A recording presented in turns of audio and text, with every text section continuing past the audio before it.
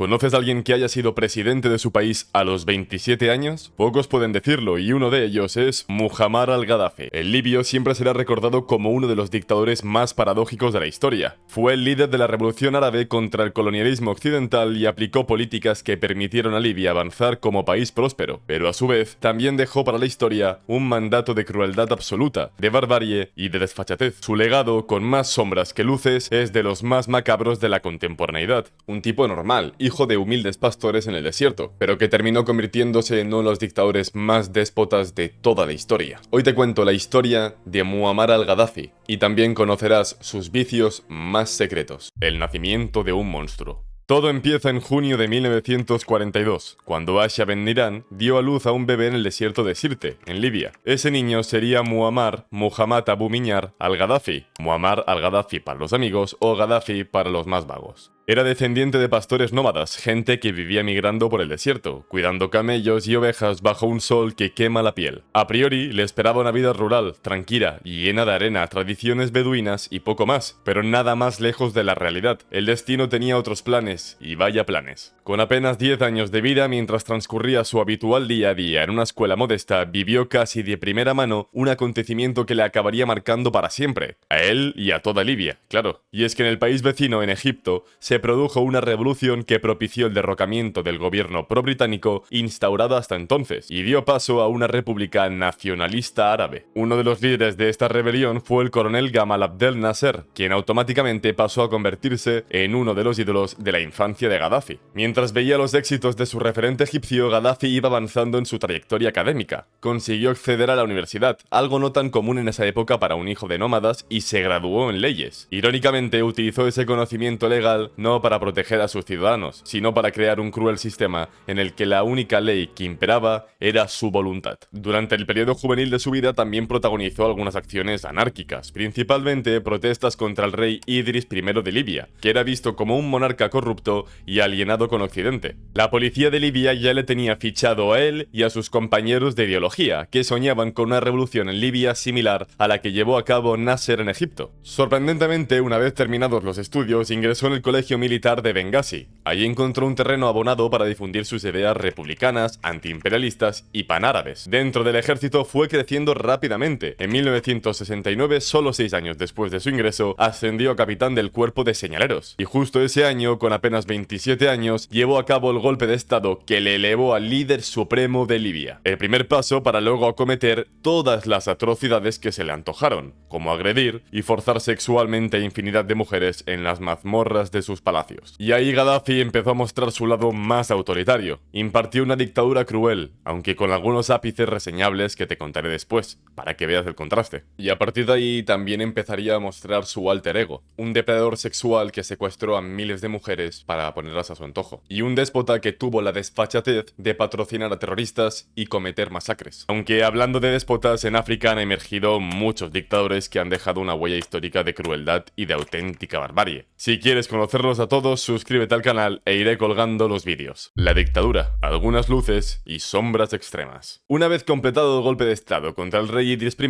bajo el paraguas de querer salvar a Libia de la corrupción, el atraso y la pobreza, Gaddafi fundó la República Árabe de Libia. Dirigiéndose a la población por radio, proclamó el fin del régimen, reaccionario y corrupto, cuyo hedor nos ha enfermado y horrorizado a todos. Al principio parecía que la sociedad le aceptaba y respetaba, porque prometía cambios reales, como redistribuir la riqueza del petróleo. Al proclamarse socialista, tuvo el apoyo no solo del comunismo, sino también de buena parte de la izquierda occidental. El tempo le favorecía, ya que esa izquierda estaba claramente influenciada por los ecos del mayo del 68. Pero el resultado final fue una dictadura brutal de 42 años, un pueblo sojuzgado y que pasó hambre, con opositores presos, torturados y asesinados en las cárceles del régimen, y un silencio sepulcral en aquella Libia que iba a ser salvada y donde Gaddafi reinó a su antojo. Purgaron a los monárquicos y a los miembros del clan Senussi de Idris, del mundo político y de las fuerzas armadas. Los tribunales populares se fundaron para juzgar a varios políticos y periodistas monárquicos, muchos de los cuales fueron encarcelados. Idris, de hecho, fue condenado a ejecución in absentia, es decir, sin estar presente. De hecho, el sistema tribal en Libia es una de las claves para entender los profundos problemas políticos, sociales y militares que arrastra el país desde hace décadas. Libia no es una nación homogénea, sino un mosaico compuesto por más de un centenar de tribus y clanes, algunos con raíces que se remontan siglos atrás. detrás. Este entramado tribal ha sido históricamente más determinante que las instituciones del Estado, generando una estructura de poder paralela y a menudo en conflicto con la autoridad central. Gaddafi acabó con eso. Para evitar la oposición, Gaddafi mantuvo la prohibición de la monarquía y de los partidos políticos. En mayo del 70 prohibió los sindicatos y en el 72 prohibió las huelgas de trabajadores y suspendió los periódicos. Nadie podía organizarse contra él. Durante su larga dictadura renunció 2 veces a su cargo, pero en ambas terminó volviendo un mes después. Gaddafi articuló su pensamiento político en la tercera teoría universal, expuesta en su libro verde, publicado en 1975. Esta teoría rechazaba tanto el capitalismo occidental como el marxismo soviético, proponiendo un camino propio basado en el nacionalismo árabe, el socialismo islámico y una supuesta democracia directa. Su doctrina prometía un mundo donde el pueblo manda sin intermediarios. En marzo de 1977, Gaddafi dio un paso simbólico al cambiar el nombre del país a Gran Jamahiriya Árabe Libia Popular y Socialista. Jamahiriya significa Estado de las masas en árabe, y supuestamente implantaba un sistema de gobierno directo sin partidos ni parlamento, donde el pueblo ejercería el poder a través de congresos populares locales. Se adoptó incluso una nueva bandera verde lisa, emblema de esta revolución permanente. En la práctica, claro, Gaddafi concentró el poder supremo como líder hermano y guía de la revolución, manteniendo un control absoluto tras bastidores mientras proclamaba haber devuelto la autoridad al pueblo. Y tú pensarás, pues suena bien, ¿no?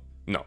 Era una fachada para su autoritarismo. Asimismo, Gaddafi aplicó medidas basadas en la Sharia o ley islámica. Se prohibió el consumo de alcohol, se clausuraron los clubes nocturnos y las iglesias cristianas, se fomentó la vestimenta tradicional libia y se decretó el árabe como único idioma permitido en las comunicaciones oficiales y en las señales de tráfico. Todo para reforzar la identidad árabe islámica. Pero esto es solo el comienzo. El episodio más sangriento de la represión interna ocurrió en la década de 1990. Tras una sublevación de militares en 1993, Gaddafi ordenó purgas periódicas en las Fuerzas Armadas para eliminar potenciales rivales. La culminación de esta violencia fue la masacre de la prisión de Abu Salim. Los días 28 y 29 de junio de 1996, fuerzas de seguridad masacraron a tiros a más de 1.160 prisioneros políticos en la cárcel de Abu Salim, en Trípoli. Todo esto lo mantuvo en secreto, ocultándole las muertes incluso a los familiares de los prisioneros asesinados. En los años 80 emitió una orden para matar opositores en el exilio, y llamándolos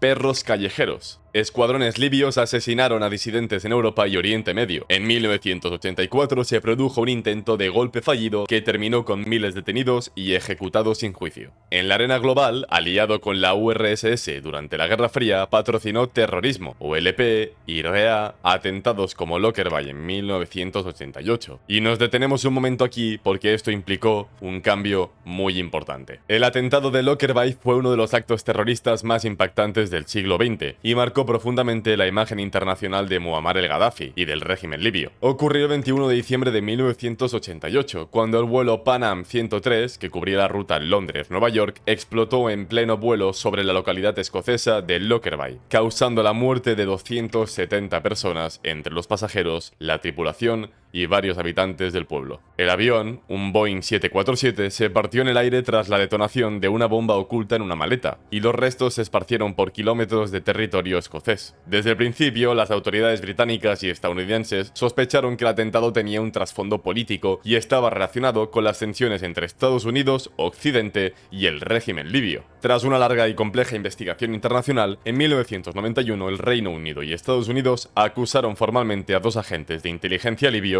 Abdelbasset al-Megrahi y Lamin Khalifa Fhimah, de haber colocado el explosivo en el avión. Se afirmaba que actuaron bajo las órdenes directas del gobierno de Gaddafi, aunque este siempre lo negó. Las consecuencias diplomáticas y políticas del atentado fueron devastadoras para Libia. En primer lugar, la ONU impuso duras sanciones económicas y aéreas en 1992, exigiendo que Gaddafi entregara a los acusados y cooperara con la investigación internacional. Estas sanciones aislaron completamente a Libia, afectando gravemente a su economía y su comercio exterior, especialmente en el sector petrolero, que era la principal fuente de ingresos del país. Durante gran parte de la década de los 90, Libia se convirtió en un estado paria, sin acceso a gran parte de la comunidad internacional y con restricciones en vuelos, exportaciones e importaciones. Esto deterioró el nivel de vida de los libios y redujo la capacidad del régimen para financiar proyectos internos o su tradicional política de influencia en África y Oriente Medio. Además, el atentado de Lockerbie consolidó la imagen de Gaddafi como un líder imprevisible y peligroso, acusado de patrocinar el terrorismo terrorismo internacional, junto con otros episodios como el ataque a la discoteca La Belle en Berlín en 1986. El caso de Lockerbie reforzó la hostilidad de Occidente hacia el régimen libio. Tras años de aislamiento y presiones, Gaddafi terminó cediendo parcialmente. En 1999 accedió a entregar a los dos sospechosos para ser juzgados en un tribunal especial en los Países Bajos bajo la ley escocesa. Posteriormente, en 2003, Libia reconoció su responsabilidad en el atentado, aunque sin admitir la autoría directa de Gaddafi, y acordó pagar indemnizaciones millonarias a las familias de las víctimas. Ese gesto marcó un giro diplomático. Libia fue reincorporada gradualmente en la comunidad internacional. Las sanciones fueron levantadas y Gaddafi trató de presentarse como un aliado en la lucha contra el terrorismo tras el 11 de septiembre. Sin embargo, el daño reputacional ya estaba hecho. Su implicación en Lockerbie quedó como una mancha imborrable. También se le acusa de un atentado en una discoteca en Berlín en 1986. Estados Unidos bombardeó Trípoli en 1986, matando a su hija adoptiva. También se han reportado acuerdos con peces gigantes del mundo empresarial en Europa, como Berlusconi. Pese a todo lo malo que una dictadura conlleva, también se recuerda el gobierno de Gaddafi como una etapa de evolución en algunos campos. Y es que hasta el mismísimo demonio tiene su lado bueno, o al menos práctico, para mantener al pueblo callado. Muchos le recuerdan como un líder revolucionario árabe que desafió al imperialismo europeo, y que llevó cosas buenas a Libia. Por ejemplo, educación y sanidad gratuitas. El Estado libio proporcionó educación obligatoria y gratuita, y eso propició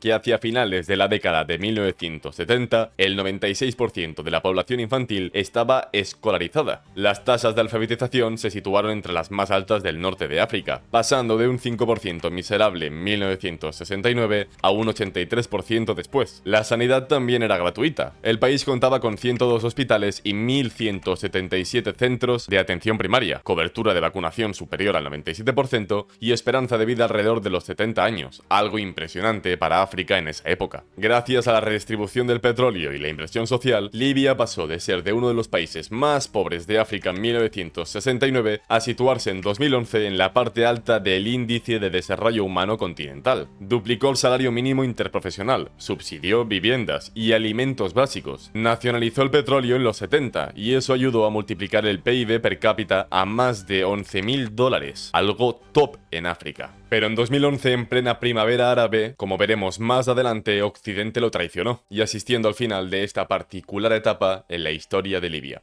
Pero no toda su crueldad se veía a simple vista. Gaddafi ocultaba su peor cara, ya que el verdadero horror se escondía en los sótanos de sus palacios. Ahí se convirtió en algo mucho peor que un dictador, en un depredador sexual. El depredador y su caída. ¿Te acuerdas que al principio te hablé de sus vicios más secretos? Pues es peor de lo que imaginabas. Años después de su dictadura se ha sabido que su verdadera crueldad no la mostraba en la política, aunque ya esa era brutal, sino en la vida privada, en lo más íntimo y depravado. Mientras me documentaba para el guión encontré un libro de la escritora francesa Annick Cousin, no sé si lo he dicho bien, Las presas en el harén de Gaddafi. En él reveló un aspecto desconocido o quizás ignorado adrede de Gaddafi. El dictador libio era un violador de mujeres y de hombres que esgrimía el sexo como un instrumento de poder y de dominación. Fue un depredador sexual que durante años mantuvo cautivas a sus víctimas en los sótanos de sus palacios. Los rebeldes que liberaron su bastión en 2011 hallaron las mazmorras que contaban incluso con una clínica ginecológica donde las mujeres elegidas por el dictador eran chequeadas para evitar enfermedades de transmisión sexual. Allí también se practicaban abortos forzados o reconstrucción de himen para mantener la ilusión de virginidad. La conclusión es clara, tenía un apetito en todos los aspectos insaciable y enfermizo. Pero ¿cómo gestionaba todo esto? Gaddafi escogía a sus víctimas personalmente, les ponía la mano en la cabeza como una señal macabra y días después mujeres ucranianas que trabajaban para él como enfermeras o guardias iban a buscarlas a sus casas, escuelas o donde fuera. Evidentemente muchas de ellas o la gran mayoría eran menores de edad. Así lo explican algunas de las mujeres que vivieron ese infierno en testimonios posteriores, describiendo noches de abuso repetido, drogas para mantenerlas sumisas y un aislamiento total. Pero esto no era solo un vicio personal, no era Gaddafi el único en el régimen. Los palacios del clan y sus sótanos eran visitados por sus hijos, como Saif al-Islam o Aníbal, conocidos por escándalos similares, y los jerarcas civiles y militares del régimen que participaban en orgías de poder. Era un sistema, no un capricho aislado. La revista francesa Paris Match entrevistó a una jefa del movimiento movimiento anti-Gaddafi, que admitió que el ya asesinado líder libio necesitaba 4 jóvenes diarias, de preferencia vírgenes, y las elegía en cualquier sitio, en fiestas privadas, en colegios, en institutos, en salones de belleza e incluso en las cárceles. La mujer reveló también que Gaddafi impulsó en sus soldados la violación de mujeres rebeldes como arma de guerra. Se dice que además de este apetito sexual hacia mujeres, utilizaba el sexo también como su principal arma de poder. Gaddafi gobernaba, humillaba, sometía y sancionaba con el sexo. Mantenía relaciones incluso con sus ministros, condenados al silencio y al deshonor eterno, porque negarlo significaba la muerte. E intentó seducir, a menudo con éxito, a las esposas de jefes de estados africanos o a sus embajadores, usando el sexo para chantajear o para liarse. Pero ojo a esto, porque también presumía de ser un líder feminista. Aplicó la igualdad salarial, prohibición de matrimonio a menores de 16, incorporación femenina a educación y trabajo, pero era pura hipocresía. Su régimen era patriarcal y usaba la violencia sexual de forma sistemática. Pero todo tiene su final. En 2011, en el marco de la primavera árabe, se produjeron unas manifestaciones contra él y sus corruptas políticas. Y todo terminó siendo una insurrección armada. Los rebeldes, apoyados por bombardeos de la OTAN, esos mismos occidentales que antes le besaban la mano, capturaron a Gaddafi el 20 de octubre en Sirte. Lo aniquilaron de forma brutal, golpeado, sodomizado con un palo y ejecutado. Fin a sus 42 años de dictadura. Pero a día de hoy Libia sigue siendo un polvorín sumergido en guerras civiles, con tribus luchando por el control y sin un gobierno estable ni un rumbo fijo. Es sin duda una de las grandes hazañas de la primavera árabe. ¿Cuál es tu trama favorita de esta historia? Déjame en los comentarios, te leo e igual hago un vídeo más adelante sobre el tema que me dices. ¿Te acuerdas cuando hablé de los problemas del sistema tribal? Pues han vuelto. El vacío provocado tras la caída del régimen es un caos total. Tráfico de humanos, petróleo ilegal y pobreza absoluta. Y durante esos años han ido saliendo testimonios que hablan de lo que sucedió en esa época. Y gracias a ellos y a ellas podemos conocer mejor la gran crueldad que ejercía el dictador de Libia, Muammar al-Gaddafi. Mientras preparo un nuevo vídeo, te dejo en pantalla este de Robert Mugabe, el dictador con 147 de cociente intelectual y que lo perdió todo por un error de principiante. ¡Hasta pronto!